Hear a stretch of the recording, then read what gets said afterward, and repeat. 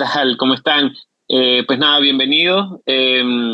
Para los que ya han estado en otras conversaciones de la SBC, pues saben más o menos cómo es la dinámica. Para los que no, eh, más o menos el tema va a ser la película Histeria, de la directora Carla Forte, cuyo director de fotografía es Pedro Guevara, miembro acreditado de la SBC, que tiene como invitado a Claudio Marcotuy. Eh, y bueno, un poco ellos van a conversar sobre la película, sobre la experiencia de Pedro en la película como fotógrafo. La idea es que cualquier comentario o pregunta o cosa que quieran compartir con ellos lo vayan escribiendo en el chat, y al final pues leemos esas preguntas y esos comentarios. Y bueno, pueden tener unos minutos allí de conversación e interacción con ellos. Pues nada, sin mucho más, gracias Pedro y Marcos por aceptar esta invitación y por cedernos su tiempo, y por a Carla también por pues, permitir pasar su película o partes de su película. Y bueno, los dejo con Pedro y con Claudio. Eso, hola, ¿qué tal? ¿Cómo estás? Yo soy Claudio Marcotuli, contento de estar acá, agradecido a todos, a Pedro, a Adrián, a Arturo, a la Sociedad Venezolana de Cinematografía, bueno, por esta invitación y aquí el placer es de estar con Pedro Guevara, quien quiero muchísimo y considero un tremendo cinematógrafo, director de fotografía como pocos. Entonces, nada, pues hoy vamos a hablar de la película de Carla Forte, Histeria, como habías dicho, y también a quien quiero muchísimo, a Carla, que hemos establecido una bella amistad a través de los años y admiro mucho su trabajo y su fuerza. Bueno, Pedro, no sé qué vamos a ver. Bueno, no, primero que nada también quería dar las gracias por darme este espacio para hablar de esta película y agradecer el tiempo de todos ustedes hoy domingo, 5 de la tarde, y que estén aquí para una charla de cinematografía. Muchas gracias, veo muchas personas como mi amigo Matamoro y muchas otras personas más. Les mando un fuerte abrazo y saludo y bueno, aquí listos como para hablar un poco de cinematografía. Bueno, nada, pues ¿por qué no empezamos por el principio? Yo quisiera preguntarte, Pedro, ¿dónde comienza tu pasión por la cinematografía, por el cine? Si nos puedes contar un poquito de cómo fue ese comienzo, esa pasión, cómo se germinó y bueno, pues, y después le damos carreta a todo lo que tiene que ver con Histeria. Bueno, yo creo que la pasión del cine a veces, yo creo que nací con ella de alguna manera, a pesar de que mi familia mi padre era médico, mi mamá abogado, tías dentistas y no veía el arte por muchos lados, pero tenía un tío muy soñador y artista finalmente que como me despertó esa inquietud a los sueños. Y yo creo que parte importante de la cinematografía es soñar. Tuve con el tiempo la oportunidad de enfrentarme a las cámaras como modelo. Primero arranqué como a los 16 años y tuve mis primeras experiencias con la cámara. Y en un proyecto un día tuve esa inquietud de saber qué pasaba del otro lado. Me enrolé en una película como aprendiz del cine venezolano en el año 94 hasta el día de hoy. Eso. Sigo montado en eso. Ese es un buen caballo que está montado. Y entonces, bueno, yo la primera duda o la primera pregunta que me nace acerca de Histeria, que primero que comentar que ya algunos sabrán, pero es un plano secuencia, lo que quiere decir que la cámara se prende y no se apaga hasta el final de toda la película y corre en tiempo real. Entonces eso es algo que para mí ya, mira, se me ponen los pelos de punta nada más de pensarlo, ¿no? Porque es un reto gigantesco y me pasa por la cabeza muchas preguntas. Yo tuve la oportunidad de rodar algo parecido de 15 minutos con plano secuencia y fue realmente agotador. No me puedo imaginar lo que es hora y media o el tiempo que duró el largometraje. Entonces, Pedro, mi pregunta es, ¿cómo hiciste qué tipo de rig tenías para ayudarte con la cámara y el peso de esta durante todo ese tiempo que estuviste rodando? Bueno, primero que nada, es interesante eso que dijiste,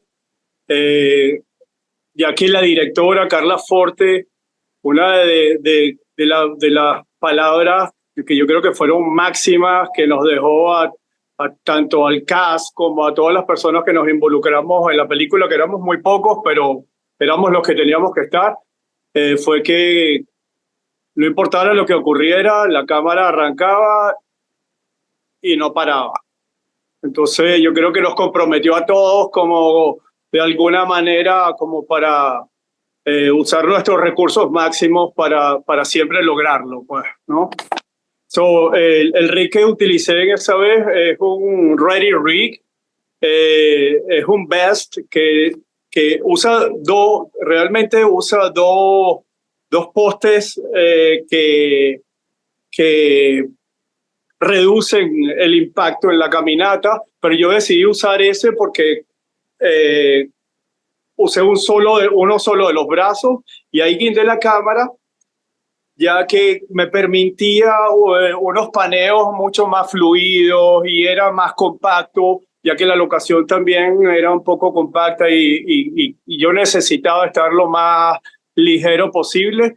Y bueno, usé esa herramienta de reducción de vibración que se llama Ready Rig. Y el peso, a ver, corrígeme, es uno que va en la cintura, apoya todo el peso del equipo sobre la cintura a través de una cuerda que sale. Es la misma que usamos en Zenú, en pocas palabras. No, ese es un Easy Rig. La diferencia entre uno y el otro, en la que yo veo, es que el Easy Rig, que tiene el poste por el centro, tiene un movimiento para cuando haces planos secuenciales que hace como un tipo de hamaca y a mí no me gustaba particularmente. Yo creía más en un movimiento como cámara en mano, que me permitía tener el horizonte de la cámara siempre controlado. El Easy Rig tiene esta tendencia y el Ready Rig no, más bien se mueve como en un eje, ¿no? Porque está guindada la cámara de una manera que te permite tener control del horizonte y que no haga ese movimiento. Por eso fue que decidí particularmente con este Ready Rig, que es un poste que sale prácticamente con un vest, sale prácticamente del hombro y ahí guindado al final tiene como un elastómero que va sujetando el top handle de la cámara. Y me permitía, por ejemplo, hacer un 180 y después movilizar mi cuerpo para poder girar en situaciones bastante estrechas.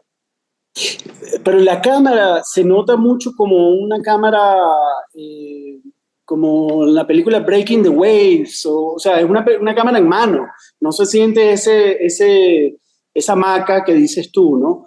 No, realmente, porque yo creo que ese experimento, porque en ese momento fue experimental, ya lo he visto en otros lados que lo han utilizado, pero para mí fue experimental y creo que me dio el resultado. No se sintió nunca que la cámara hiciera esto, sino más bien se sentía, si algo ocurría, era que la nariz se movía como un cámara en mano, pues.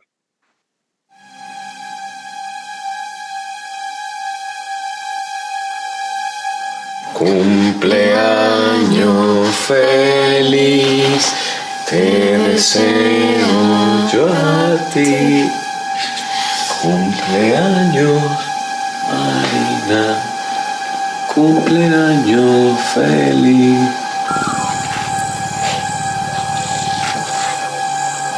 Martín. Intentemos reconocer este sentimiento. Vamos, dime qué sentiste. Fue bueno, malo. No lo sé.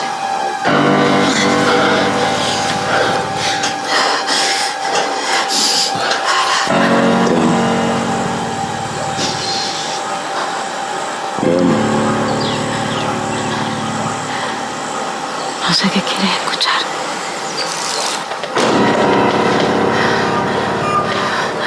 Si no puedes hablar, entonces dibuja lo que sientes.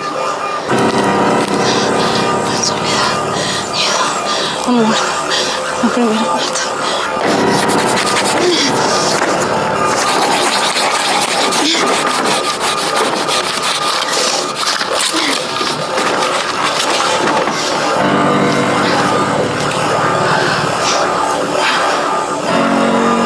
El mejor maestro es la desgracia.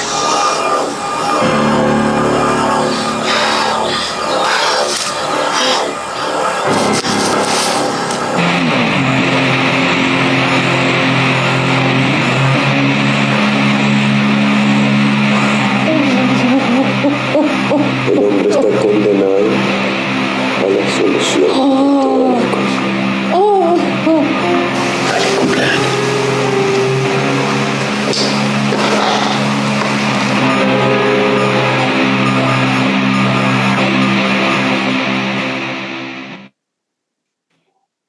Wow. Es increíble. La verdad que la película yo la he visto ya un par de veces y queda resonando, ¿no? Ahora acabo de ver el tráiler y es como una carga de emociones muy intensa. Y es que me ha dejado hoy todo, la vi anoche para prepararme para el día de hoy y me dejó un sabor que me ha quedado hasta ahora, ¿no? O sea, es interesante bueno, sobre todo con el tema no voy a hablar tanto del tema de la dirección como tal, sino de la cinematografía. Mis preguntas van más acopladas a eso.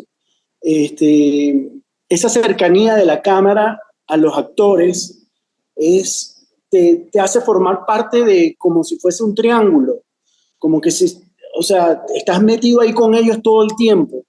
Yo me pregunto para Pedro cómo habrá sido el, el efecto emocional en el trabajo técnico de la cámara, o sea, si de alguna forma se traspasaba o se filtraba esa emoción tan fuerte que ellos estaban sintiendo en lo que tú ibas, o si tú ponías algún tipo de barrera para no sentir esa emoción y poder concentrarte más en el trabajo, o de pronto el filtrar un poco esa emoción te ayudaba a que la cámara participara de alguna forma, no sé. ¿Qué opinas de ese encuentro? Fíjate, Claudio, interesante esa pregunta, porque yo creo que el trabajo de cámara eh, que se realizó y la cinematografía que se le aplicó está completamente ligada con la historia, ¿entiendes? Tanto emocionalmente, la cámara se movía emocionalmente con las escenas y yo creo que a pesar de que había una cámara que a veces se quedaba quieta, también interactuaba con frenetismo en momentos. Yo particularmente sí sentí mucho la historia, porque fue una película que hicimos 8 días de filmación, hicimos 3 días de ensayo, 5 películas, y la película que quedó fue la primera de las 5. Había una conexión bastante profunda con la historia y yo me pasa lo mismo que a ti cada vez que me siento a ver la película, porque a veces yo recurro en mi cinematografía para tratar de mejorar siempre, ver cosas cómo podía haber salido de otras situaciones y me termino olvidando del plano secuencia y los movimientos de cámara y caigo en la historia y la historia me chupa y me estruja los sentimientos y yo creo que ahí es el trabajo está en que se contó una historia, que todos trabajamos, todo ese equipo que trabajó ahí, trabajó de una manera súper entregada a que esa historia se diera de la manera que se dio. Sí, y tú dijiste una palabra que me llama la atención, que la historia como que te chupa, ¿no? Te sumerge. Y yo creo que una de las cosas que sucede en el cine es que con esta máquina tan maravillosa que es la cámara de cine, que nos permite acercarnos con el sentido visual a lo que está sucediendo, y nos sumerge, ¿sí? Nos chupa, pues, o sea, nos deja estar ahí un rato con los actores. Entonces, con lo que está sucediendo, yo creo que tú eh, nos entregaste a la audiencia ese encuadre y con la herramienta que estás utilizando, que es tu cámara o la cámara que utilizaste, nos entregas esa sensibilidad que la estás trabajando y se nota todo el tiempo, constantemente. O sea, es sin parar, es un trabajo agotador. No me puedo imaginar lo que tiene que haber sido hacerlo por 5 veces, ¿no? Repetirlo 5 veces. No sé si los ensayos también, no sé, y esa es una de las preguntas que te tenía, por cierto. En el ensayo, tú mirabas lo que estaba sucediendo a través de un encuadre, o simplemente te limitaste a verlo con tus ojos para ver qué estaba sucediendo y luego empleaste la cámara. El primer día hicimos como un pase espacial, pues viendo más que todo cómo nos íbamos a mover, cómo los espacios que teníamos, dónde nos podíamos esconder para motivar los pases de los actores, marcar más o menos las posiciones donde por luz ellos deberían estar. Eso fue todo el primer día. El segundo día ya tomamos la cámara completamente y empezó el show. Ahí fue donde realmente empezó el show, porque yo creo que desde ese día, yo creo que todos estábamos muy bien conectados y fluimos, bailamos, danzamos o lo que se coreografió y desde un principio tuvimos un buen feeling, pues todos a la misma vez. Los actores que... bueno, Carla profundizaba cada vez más con ellos y el movimiento de cámara cada vez era más gentil y se movía dentro de ese espacio de la manera que tenía que ser para poder contar la historia. Claro. Una de las cosas que me llama mucho la atención es que cuando uno está componiendo, para aquellas personas que quizás no saben tanto de cinematografía, cuando uno está componiendo para una escena, uno tiene la estrategia de poder diseñar la luz, ¿verdad? Dependiendo de dónde está la cámara ubicada. Y entonces, tiene esa libertad, pero en este caso no es exactamente así, porque la cámara se va a estar moviendo y no hay una edición como tal que nos permita hacer, ok, ahora filmamos de este ángulo y luego movemos o afincamos un poquito las luces acá o rebotamos de alguna forma, la ponemos más bonita para que se vea mejor en este otro ángulo. No, la luz es la que hay y con esa es la luz que se trabaja. Y entonces, sin embargo, iban apareciendo cosas mágicas en la línea de la narrativa que es, yo no sé si nos puedes hablar un poquito de eso, porque yo veo que sí, por ejemplo, la película comienza en exteriores, ¿no? No, interiores en una escena no, perdón, la escena de amor, sí. Gracias, perdona. Y después pasa a exteriores y luego pasa otra vez a interiores y luego pasa en otro momento a exteriores de nuevamente. Pero el tiempo está transcurriendo, o sea que la obra, el sol se está bajando, está modificándose. A medida de que va pasando el tiempo, el sol está en otro lugar. Entonces yo quería preguntarte cómo hiciste para manejar esa situación y la luz, por ejemplo, que te entraba por las ventanas. Sí, yo vi que estaba difundida con unas cortinas. Si nos puedes hablar un poquito de eso. Bueno, sí. Bueno, el trabajo de la luz, primero lo que hicimos adentro de la casa fue practicals, básicamente. Perdón. Y todos los días rodamos la película a las 2:50 de la tarde. Todos los días se rodó a la misma hora para que la incidencia de luz me permitiera a mí pasar por ciertos lugares y no crear sombras, ¿ok? Cuando yo girara. Wow. Eso también me motivó que mi cámara siempre se moviera por un lado y bueno, cuando tuvo que haber ciertos cambios de eje, se hicieron para poder darle movilidad a los actores dentro del set y poder motivar su escape hacia algún lado en particular, dependiendo de la escena, pues, pero hubo un par de cambios de ejes ahí si lo queremos poner en pantalla, tenemos el número 9 y el número 13, son cambios de eje.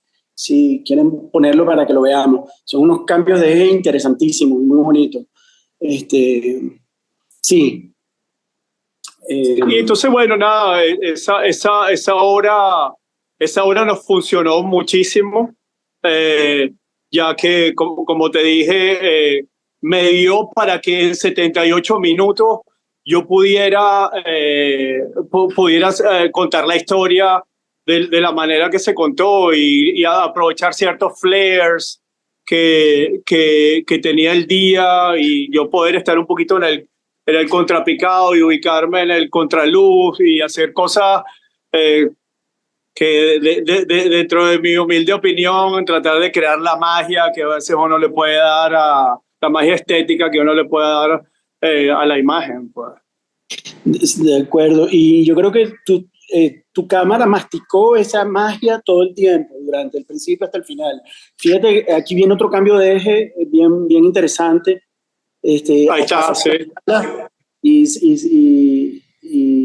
te quedas con ella un rato y después entonces tienes un cuadre de dos planos, de dos personas. Y en este en particular, ese pase por la espalda de él era un challenge, porque yo tuve que esperar un momento de que entrara una nube para poder pasar y no generar yo una sombra en su espalda. ¿Entiendes? Fíjate que cuando haces el pase por la espalda de él, no sientes la cámara que hace una sombra en su espalda. Y ese día era súper privilegiado, fue un día privilegiado, ya que a veces teníamos luz consistente y después de repente entraban unas nubes. Y bueno, nada, eso nos permitió, bueno, lograrlo, pues. Que esa fuese la película de las 5. Sí. Eso es increíble. Y ahí estaban los dioses ayudando también. Porque totalmente. Estaban ubicando la sombra. Maravilloso. Hay unas tomas que me gustaría mostrar, que son el punto 1 y el punto 2, donde hay unos glares muy bellos para ver lo bonito que... Míralo ahí, qué bonito. Ese glare que está ahí y de repente se va. Es como si lava un poco la imagen y después entra otra vez. Y el otro que en este momento, esa casa sí. En particular, la entrada de la casa daba hacia el este, frente hacia el este. Entonces teníamos el sol en un ángulo casi de 45 grados a las 3 de la tarde, 3:15 de la tarde, que sería ese momento en la película. Y bueno, nada, el sol entraba de una manera súper distinguida al lente. Sí, esas fueron, me imagino, cosas que fueron descubriendo en los ensayos primeramente y luego a medida que iban rodando cada toma te das cuenta de los retos. Mira, ¿no? ahí hay unos flares bellísimos. Esta escena es como bien mágica. Sí, mira qué belleza. Así es. Sí, suaviza mucho la imagen y entran unas bombitas de flares y muy lindo, sí, un gran momento de la película. Sí.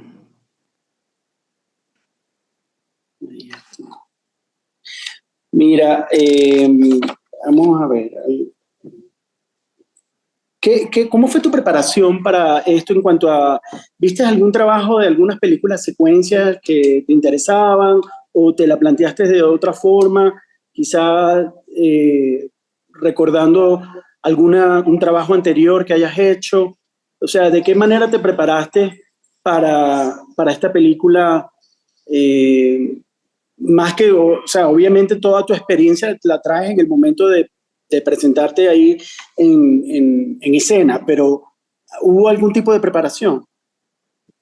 Bueno, yo creo que de verdad, Claudio, la preparación que yo hice fue física, más que más que buscar una referencia de cómo podía ejecutar un plano secuencia, porque de alguna manera u otra me encanta como que llegar a las situaciones y que esas situaciones me sorprendan para poder tratar de sacar de mí lo mejor que pueda, ¿entiendes? Hay veces cuando llego con expectativas, eh, más bien termino como que triste porque como que no llego con las expectativas o no sé, las expectativas no es algo que comandan mi forma de ser. Yo prefiero que me Sí, impacten no las es- cosas y dejarme fluir como la actitud del novato, pues resuelves claro. Sí, es que ese como tema de las expectativas es anti-zen, anti-budismo, si se quiere decir. sí, Hay que vivir en el presente para poder estar de verdad acomodado a todo lo que va ocurriendo. Entonces, hay un momento que me llamó mucho la atención, el punto número 12, que es en el timecode 54-55, y jugabas con unas plantas, y me parece que había un momento de mucha tensión, y se sienten esos pinchos como que si estuvieran pinchando la escena tal cual, ¿no? Entonces, y yo veo como que el encuadre ahí es tan hermoso, tiene esos dos planos, o sea, ese plano con ya lo vamos a ver, aquí lo estamos viendo. Tenemos esta mata ahí me quedo, sí, ahí me y que quedo. te quedas ahí y se siente ese elemento a la derecha, en la parte de adelante, mientras ella está en la parte de atrás. Y me parece que estéticamente es hermoso. Mira cómo es Este momento. ese momento. Sí, mira, Claudio, realmente eh, a veces uno tiene que utilizar la locación como para que te ayude de alguna manera u otra, artísticamente, a poner tu granito de arena. Y esto, tú te diste cuenta que, bueno, yo creo que en este momento la situación la pinchaba a ella completamente, la tenía en una esquina muy Incómoda. muy acusada, ella estaba muy acusada por una situación bastante, bueno, interesante el que pueda ver la película, pero ella estaba, ya vive uno, una, unas carencias sentimentales bastante fuertes y yo creo que la situación ya con su pareja la tenía en una esquina, venía un desenvolvimiento. Yo creo que ahí yo encontré el momento con ese pequeño cuadro de, de ponerla en situación, pues. Sí. Hay unos momentos muy hermosos de luz, en cuanto a la luz se refiere, eh, que yo anoté y me gustaría que los veamos. Me gustó mucho el punto número 4, que se ven las copas de vino y una luz de atrás, ¿no? Un backlight, este, y también hace como si se quiere decir, quizás glares también. Vamos a verla, el número 4 es 2402. Miren las copas de vino y como hacen, como brillan. Ahorita acaban de soltar un resplandor, si no sé si lo notaron. Y tienes esa luz de atrás que te hace un ring hermoso alrededor de cada uno de los actores. Sí, bueno, ese realmente fue nuestro punto de luz principal, ya que era la luz del sol entrando, dando directamente a esa mesa. escogimos que esta escena que es larga, que se presenta acá y que regresa varias veces acá, ocurriera ahí, porque yo creo que era el punto más mágico a nivel de luz. Y sí, de verdad, yo creo que funcionó, las copas reaccionaron súper bien, también hay un humo que ocurre ahí apagándose una vela que también... Sí, ese era un punto que también quería traer a colación. Está en el punto 6 o 2848. Por ahí viene, sí. Por ahí viene, sí. En el momento que el humo de la vela se ve espectacular con ese backlight tan bueno, ¿no? Esa luz. ¿Cómo sería la forma correcta de decirlo en español, el backlight? ¿El contraluz? El contraluz, exacto. Sí, ahí tenía un perfecto contraluz ese humo y sale mágico y hay un acercamiento de la cámara también ahí, mira que la cámara deja a los actores para quedarse en el humo un rato, los describe y vuelve y entra en ellos, ¿no? Y el humo escribe su poesía, ¿no? Sí. Ahí hace su autógrafo. Hay una magia increíble. Sí. Lindo momento. Sí. Y aquí hay un cambio de eje también interesantísimo, ¿ves? Aquí hacemos un cambio de eje y pasamos para motivar a los actores a que se pudieran mover hacia el otro lado y todo eso. Súper. Sí. Háblanos un poquito del equipo que utilizaste. De repente hay gente interesada en saber qué tipo de cámara usaste, qué tipo de memoria, si se quiere decir, algún rig especial.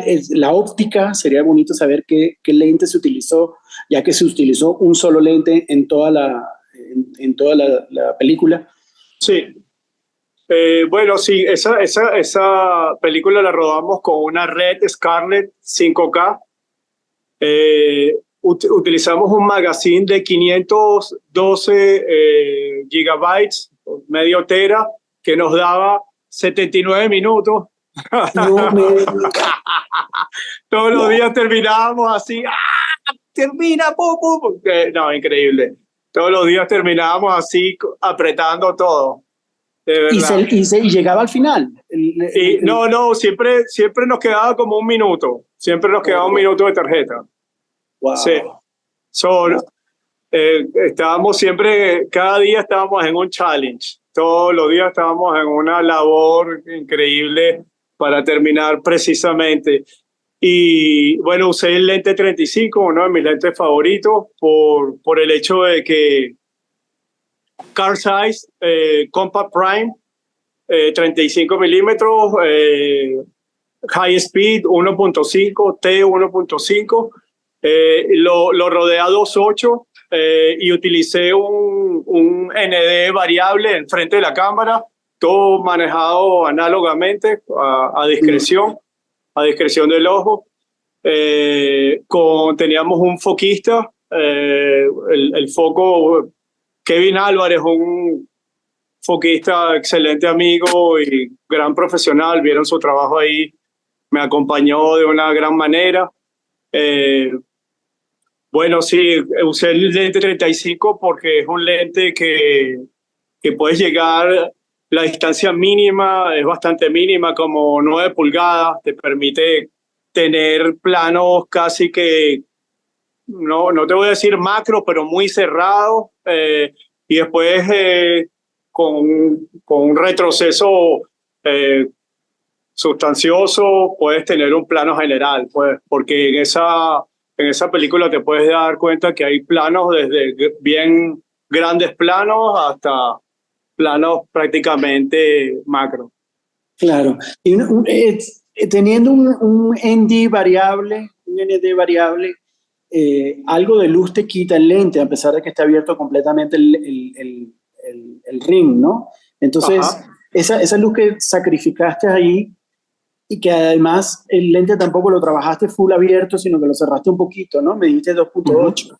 Lo cerraste un poquito y estabas limitado en la iluminación, porque la película, si bien se ve en algunas tomas un poco en oscuridad, es una oscuridad que no parece en ningún momento falta de luz, sino que cae en esa oscuridad hermosa que es parte del sentimiento de lo que está sucediendo en pantalla. Entonces no se ve como una deficiencia, ¿no? Entonces, no sé, de algún momento tú sentías cuando estabas navegando la cámara que te hubiera gustado tener más luz en algún punto, o tú dejabas... No, fíjate que no, Claudio. Lo que pasa es que ese ND variable yo lo usaba para hacer las compensaciones del interior de la casa al exterior, que bueno,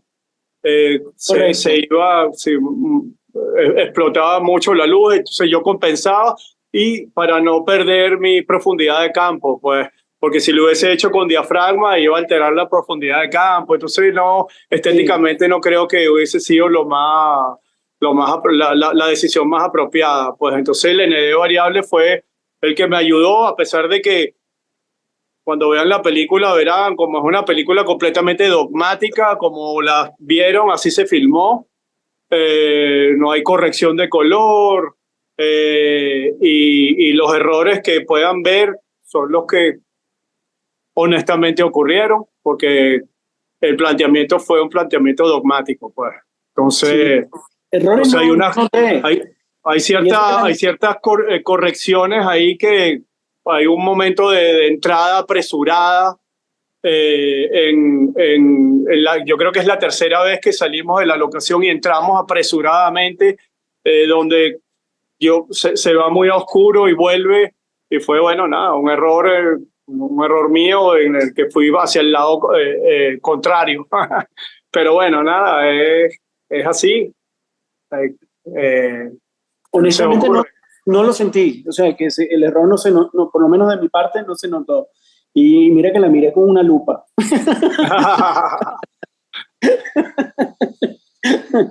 Porque los quiero mucho a los dos, además a Carla y a ti, y digo, bueno, déjame mirarla con lupa. Bueno, lo único que dio fue magia bonita, el resultado. Hay una toma también muy interesante. Vamos a enseñar un pedacito, no mucho, para que no se revele mucho lo que está sucediendo en la película. En el punto número 8, 34-44.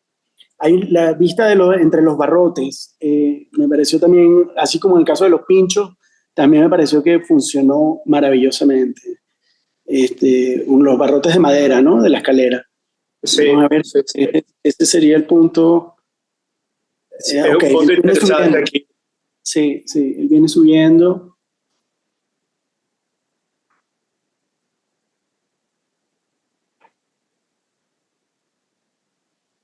Ok, y ahora la vemos a ella a través de los barrotes. Me parece hermosísimo ese momento. Y luego aquí revela otra vez a ella subiendo.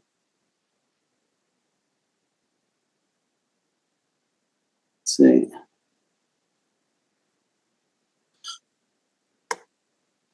Y la luz se prende. Una coreografía hermosa. Sí, logramos, yo creo que, de verdad, es que el equipo con el que trabajamos, de verdad, todos súper entregadísimos, profesionales. Muy lindo trabajo el de todos, muy lindo trabajo.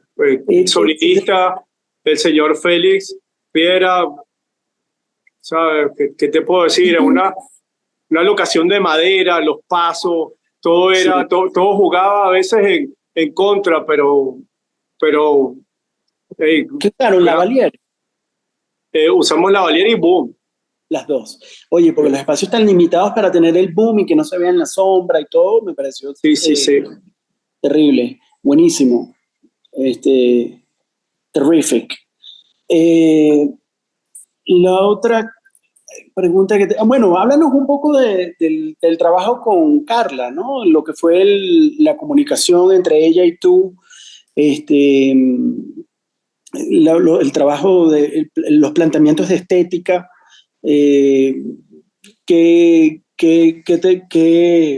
por ejemplo, en el momento que yo sé que te encanta trabajar, por ejemplo, con ese lente, el 35, tú lo mencionaste anteriormente, cómo eran las direcciones técnicas de parte de Carla hacia el trabajo técnico tuyo, ¿no? Y de qué forma funcionaba el feedback entre uno Claro. y el otro. ¿No? Bueno, interesantísimo porque, bueno, ahí trabajamos como un triángulo que era Carla, Alexei Terán y yo, porque Alexei también me ayudó mucho en todos los movimientos que se lograron, porque se bajaron escaleras de espalda en 3 oportunidades. Él físicamente me ayudó a mí a poder lograr eso. Hay unas que subían frontales, pero las que tocaba bajarlas de espalda, él era mi apoyo y yo me dejaba ir con él. Y él, son gran ayuda. Y entre él, Carla y yo, después que conocimos la locación, repasamos los diálogos, la actuación, caminamos todo, empezamos como que a sugerir posicionamientos, caminatas, giros, todo eso se fue dando estando en la locación, ¿entiendes? Y viendo los espacios que teníamos, con el volumen del equipo, para poder, de verdad, había momentos que teníamos que girar en una esquina y de repente ese acordeón de personas se comprimía en una esquina, todos unos así apretados con otro y pasaba, y respiraba el acordeón. Muy artístico, de verdad, fue como un baile lo que logramos ahí. Y que, bueno, el riesgo al que tú te enfrentas cuando estás trabajando con cámara, yo lo conozco y soy testigo. Me acuerdo cuando montábamos la cámara en unos botes en el agua, que uno decía, Dios mío, si el equilibrio aquí no nos va bien, esa cámara se voltea y se nos hunde. Y aquí también estabas ejecutando riesgos, o sea, que no le tienes miedo. Eso me parece maravilloso, porque una cámara con miedo se nota. Y en ningún momento esta cámara tutibió. Y eso, bueno, nada, pues sí, soy testigo, ¿no? Tengo el gran placer de haberlo vivido también contigo. Sí, bueno, lo que pasa es que yo no sé, yo creo que es algo de mi formación como cinematógrafo, y la gente por la que he pasado, la gente que me ha ayudado y que me ha enseñado, que me han dicho, yo creo que cuando yo agarro la cámara se me quita el miedo. El miedo lo tengo antes de agarrarla, pero una vez que la cámara la agarro, entro en la seguridad. Me encantaría citar un par de personas con las que siento que han motivado a veces mi cámara, y uno de ellos es Tony Valera, un miembro de la SBC, y Ángel Barroeta.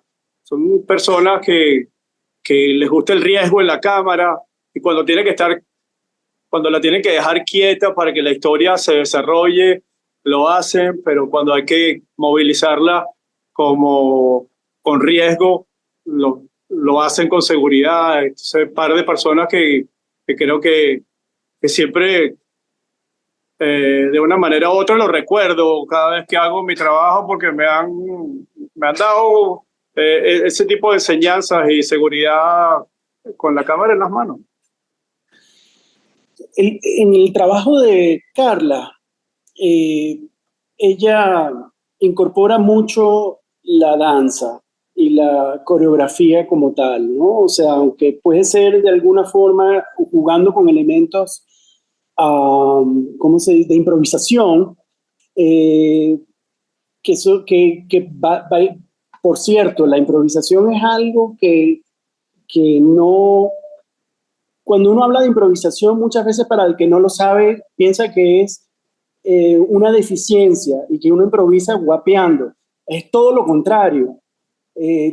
Tú puedes hablarnos un poquito de ese trabajo con Carla, porque yo veo que como camarógrafo tú tienes que controlar hasta tu respiración de alguna forma. Tienes que por lo menos estar bien consciente de ella, porque la respiración es parte de tu cuerpo y tú estás sujetando una cámara que está viendo lo que va a ver la audiencia.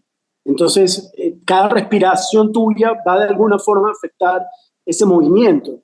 Entonces, no sé si nos puedes hablar un poquito de cómo fue trabajar con Carla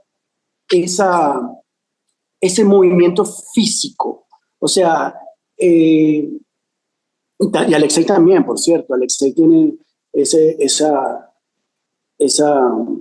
escuela, ¿no? Bueno, fíjate, como te había dicho antes, yo me preparé físicamente para esta película porque sabía que iba a ser un reto, y trabajar con Carla y Alexei, que son performers, que son gente de la danza. Yo sabía que no podía estar por debajo de ese nivel que ellos necesitan. Yo era como el bailarín de ellos. En ese momento yo era el bailarín para ellos. Ellos necesitaban que yo bailara esa pieza de la manera que se bailó para poder contar su historia. Y Carla me dio mucha confianza. Ella me dio tremenda confianza para poder sentirme libre de moverme y expresarme con la cámara de la manera que se tenía que hacer para contar la historia. Ahí está Roxana diciendo que bailaste súper bien, Pedro. Ay, vale. ¿Cómo estamos de tiempo? A ver, bueno, son las 4 de la tarde, podemos seguir hablando un poquito más. Yo tengo preguntas un poco existenciales con lo de la... Son las 4 tuyas, porque tú estás en México, ¿no? Sí, correcto, 4 en México, gracias por la aclaración. Quería preguntarte, ¿a ti te gusta el olor del celuloide cuando estás trabajando en cine? Así me formé. Sí, me formé con el celuloide, y ese olor es mágico. ¿Verdad? Ese ronroneo de la cámara, que uno sabe que el film está pasando por ahí enfrente del gate, de la puerta, y está registrando su imagen de una forma física, ¿no? Que en el caso de la cámara digital, pues, es diferente, ¿no? Y los dos tienen sus cosas y su pro y sus contras, pero que cada una, pues, hace el trabajo que necesitamos hacer como artistas visuales que somos. Pero, ¿qué me puedes decir? ¿Has vuelto a trabajar con celuloide? Sí, bueno, actualmente poseo una cámara de 16 milímetros de Super 16, y sigo teniendo contacto con el celuloide, lo sigo oliendo, aunque ya no es tan frecuente, pero lo sigo oliendo y practicando la habilidad, porque es todo siempre como un proceso más análogo. Yo creo que eso lo llevo como que en las venas, ser análogo, ¿no? La tecnología de ahora es fascinante, pero a veces nacemos en una época que nos marca, y yo creo que a mí me marcó el celuloide de alguna manera. Sí, y sigue siendo hermoso. La verdad que ahora que estoy aquí en Chiapas, hay una compañera de la residencia que estoy haciendo que se trajo una cámara de Super 8. Y yo era, no, güey, que vamos a jugar con ella. Tan feliz de que trajo una Super 8. Y entonces me preguntaba que si, porque una de las cosas, ¿no? O sea, cuando uno viaja pasa el material por los rayos X de la... Entonces yo decía, no sabía qué responder, a lo mejor tú sí sabes. ¿Qué pasa cuando pasan un ASA 500 por los rayos X? No sé si se echa a perder o... Yo creo que sí, si lo pasa por los rayos X, creo que puede tener problemas. Yo creo que tienes que hablar con el agente, como se hacía antes. Hablas con el agente y le dices, estoy llevando película para que no lo pasen por el rayos X, sino omitan esa parte. Si alguien en la audiencia y más si es un Super 8, que son carretes cerrados, ¿entiendes? Son sellados. Tú puedes mostrar, mira, esto es película. No, claro. Aquí no hay más nada que no sea película. O que traigan al perrito y vuela. No, porque antes lo que se hacía era que llevabas la carpa de Changing 10, de cambiar películas, y entonces abrías una lata hacías que la persona metiera la mano y tocara. Entonces había un proceso que se hacía siempre en los aeropuertos para que te dejaran pasar el material. Interesante. Ese, si oyen un shhh de fondo es la lluvia que está lloviendo acá fuerte.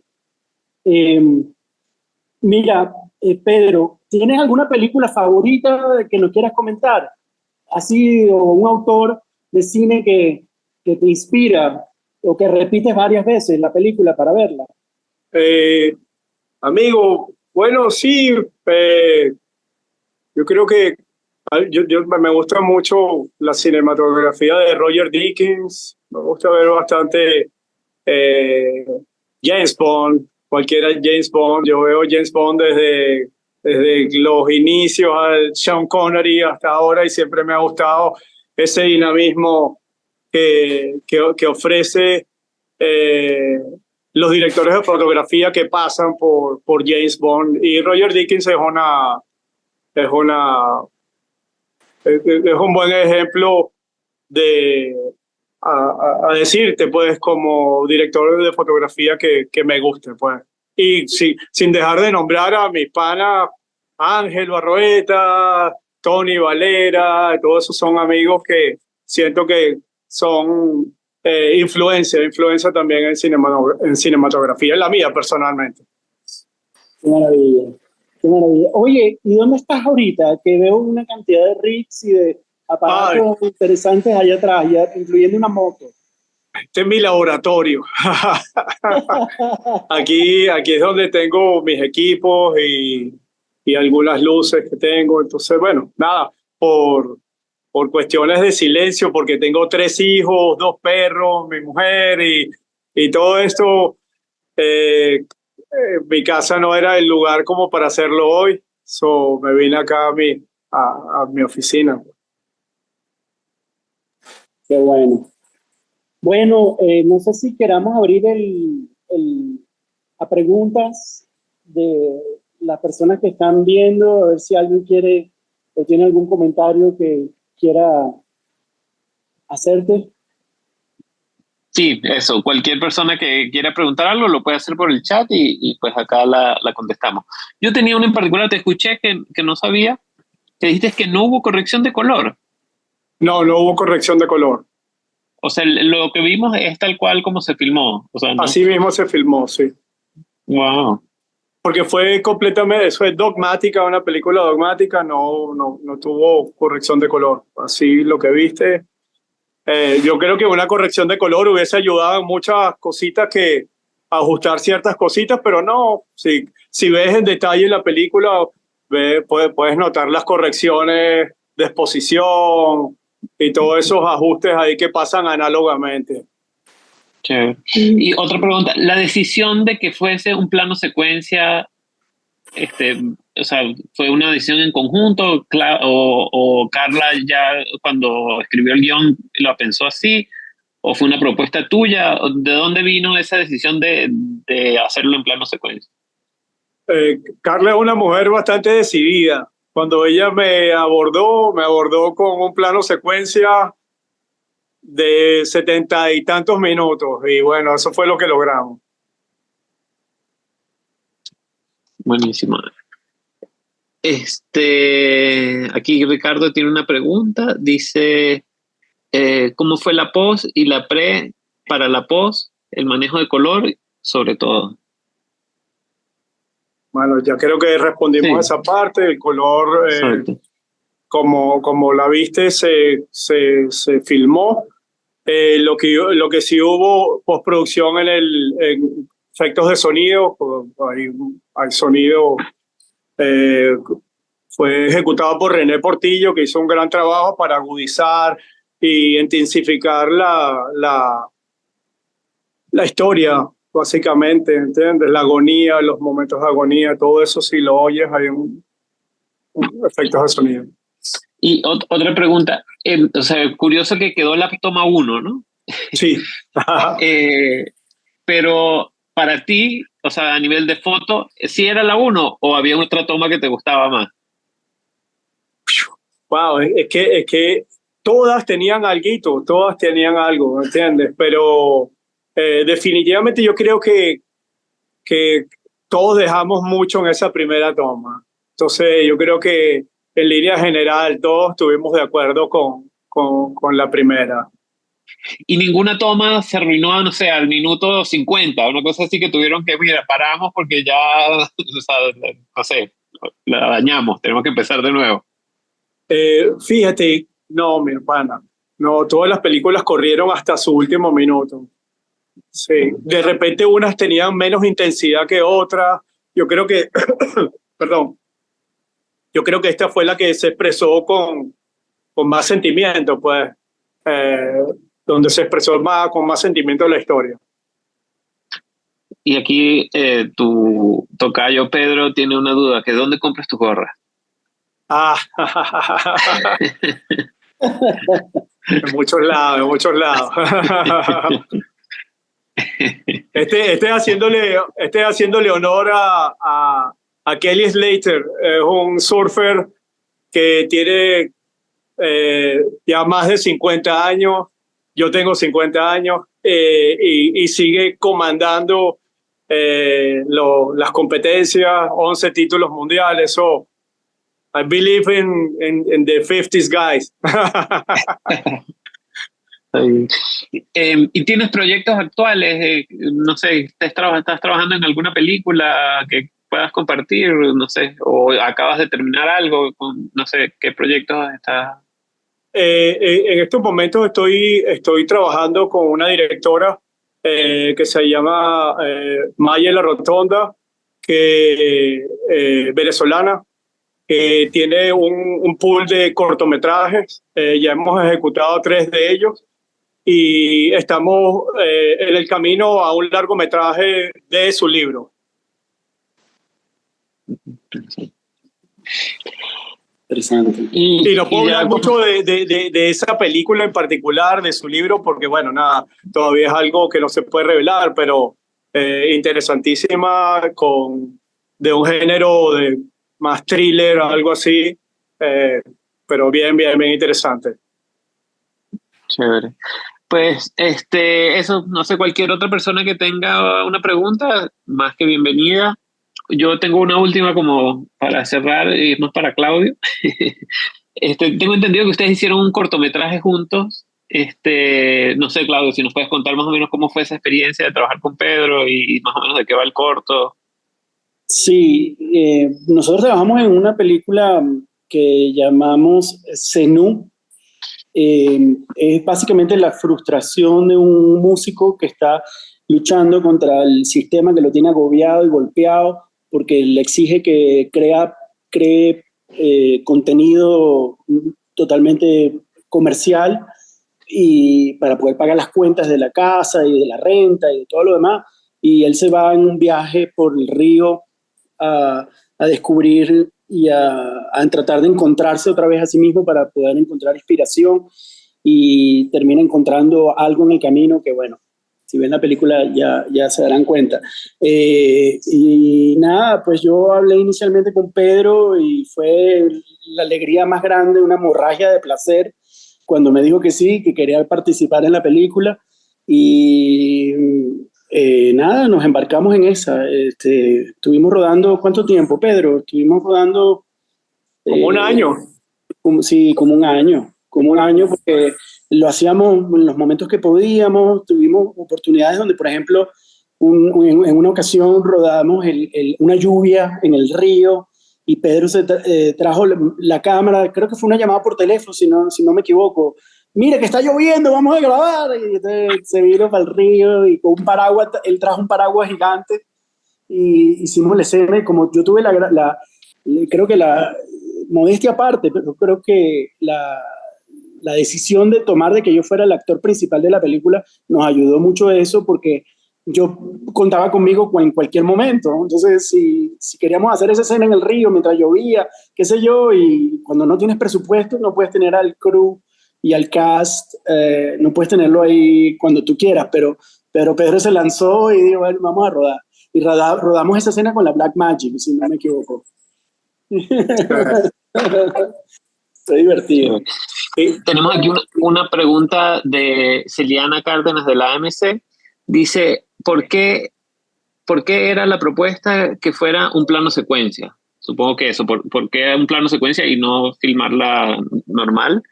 Y ¿por qué filmarla como Dogma 95? O sea, ¿por qué se toma esa decisión de hacer un plano secuencia y además de seguir como estas reglas del Dogma? Mira, yo creo que ese era el reto.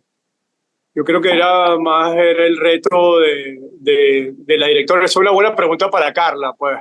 Eh, yo simplemente abordé la responsabilidad de lograr la película en un plano secuencia, pero yo creo que ese era el challenge. Ella ha experimentado varios tipos de cinematografías en su película, y yo creo que tenía ganas de experimentar un plano secuencia y que fuese dogmático completamente. ¿Y cómo crees tú que hubiese quedado la película si hubiese sido filmada plano a plano y no en plano secuencia?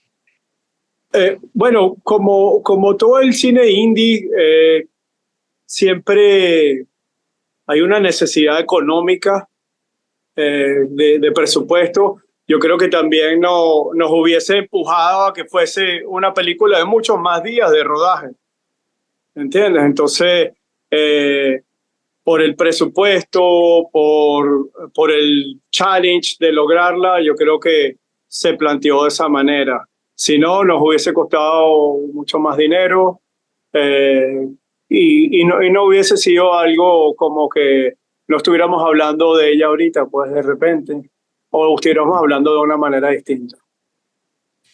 Porque básicamente un solo plano, 78 minutos de historia ininterrumpida. ¿Puedo preguntar algo directamente? Sí, claro. Sí, adelante. Hola, ¿cómo están? Hola. Yo soy Celiana, soy cinefotógrafa de la MC. Y bueno, tuve la gran oportunidad de filmar en Venezuela con Fina Torres. Yo fotografié Elisa en septiembre con ella hace unos años. Amo Venezuela. Tengo muchos amigos en México venezolanos, a los que adoro, y de verdad, no tengo más que un gran amor por su país y por la gente, ¿no? De verdad.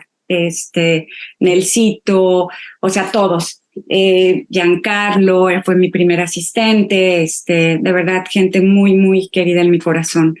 Te lo preguntaba, Pedro, porque yo ahorita estoy viendo la posibilidad de hacer una película con un director español y la idea es hacer 9 planosecuencias en un largometraje.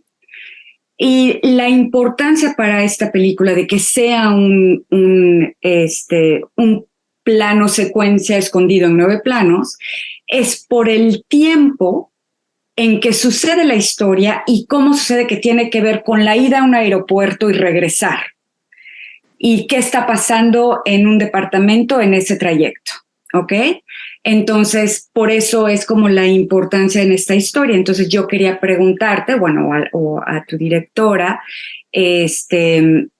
Roxana, ¿por qué el plano secuencia? Porque lo que me ha pasado muchas veces es que no he visto esta película, ya la veré, pero por lo que siento un poco es que hay veces que las películas en un solo plano secuencia se siente como un ensayo con muchísima improvisación, por decirlo así, ¿me entiendes? En vez de algo realmente buscado, una intención emocional del movimiento de cámara, por qué la cámara se mueve en cierta manera, en vez de sentir que perseguimos a los personajes, ¿sabes? Entonces, mi planteamiento a este director con el que estoy pensando hacer esta película, era mi dilema, ¿sabes? Era cómo y por qué entender emocionalmente en una película que queremos hacer creer que se cuenta en 90 minutos, no podemos hacerlo en un solo plano porque son 93 minutos y tendría que usar un hard drive externo a la cámara, etcétera. Entonces, hay 9 9 momentos emocionales en la historia que sí podemos hacer un corte. Obviamente buscaré la manera de esconder ese corte, pero bueno, eso es lo que me ha pasado con otras películas que he visto, Pedro, que siento que es como agarrar la cámara, seguir al personaje, se ve como un ensayo en vez de una intención, por decírtelo así, ¿no? Entonces Claro, quería preguntarte tú cómo lo sentiste. bueno, sería interesantísimo que para de repente ayudarte con esas preguntas que te estás haciendo, vieras la película, te agradecería que la vieras, pero Sí, pues, yo siento que esta película en particular estuvo bastante pensada porque la cámara se mueve no persiguiendo a los actores, sino simplemente motiva, cambia de ejes para que los actores puedan moverse hacia otro lado.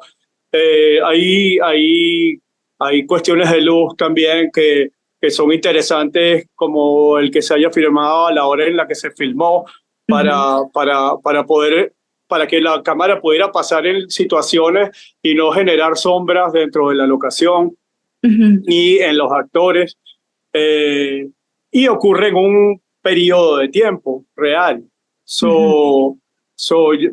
Yo creo que sería interesante que veas esta película porque creo que vas a estar contenta con el trabajo que hicimos, ya que no se trata, la cámara no se encargó de perseguir a los actores, sino yo creo que se encargó de contar la historia en profundidad y tratar de ahondar en los sentimientos de cada uno de los personajes y cada una de las acciones que ellos generaban para apoyar la historia. Entonces la cámara no fue una cámara que se quedó en un plano medio todo el tiempo, sino a veces entraba en plano cerrado. Sí, lo vi.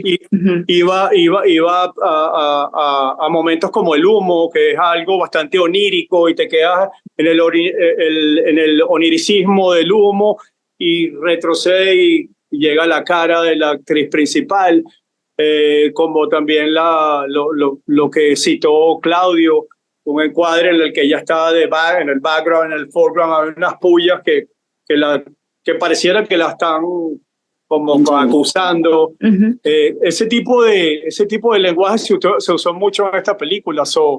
Yo creo que es interesante y humildemente me encantaría que la vieras para ver si te funciona con tu nuevo trabajo. Sí, muchas gracias. Y quería preguntar, ¿dónde la puedo ver? Si quieres yo te la puedo compartir. ¿Tú me puedes mandar un link? Porque yo me encuentro ahorita en Toronto.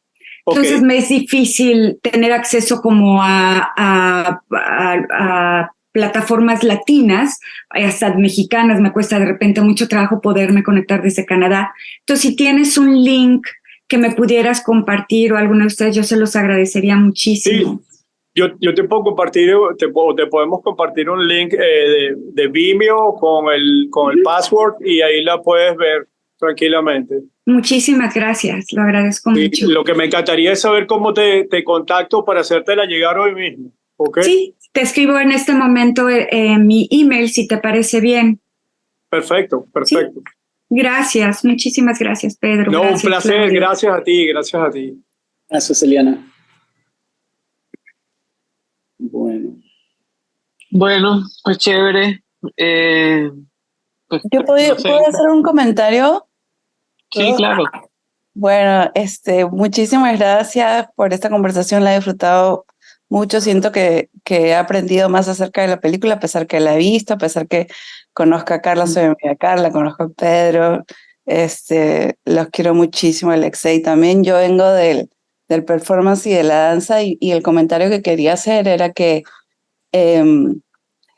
me encanta oír que Pedro, que hayas hecho ese comentario acerca de que yo era el bailarín de la película, porque siento para mí que así fue, o sea, con toda la seriedad y que por eso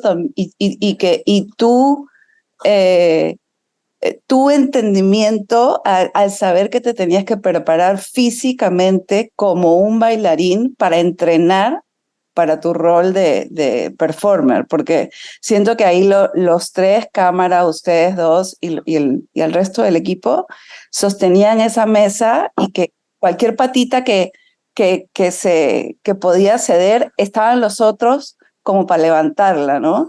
Y para mí es muy interesante que todas esas decisiones de plano secuencia, solamente tenemos 70 y pico minutos y tiene que quedar en 70 y pico minutos. Todas esas cosas agregan a la historia, ¿no? Y a la sensación, a lo que vive ella. O sea, no quiero contar la película, pero al conflicto y a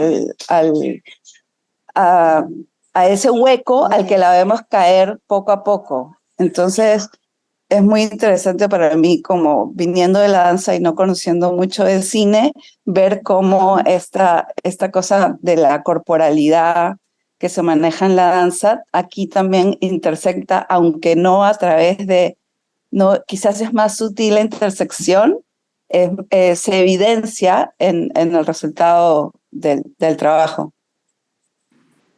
Nada, Sí. eso como decir, me encantó verlos y oírlos. Gracias, Roxana, gracias. Lindo escuchar tu comentario.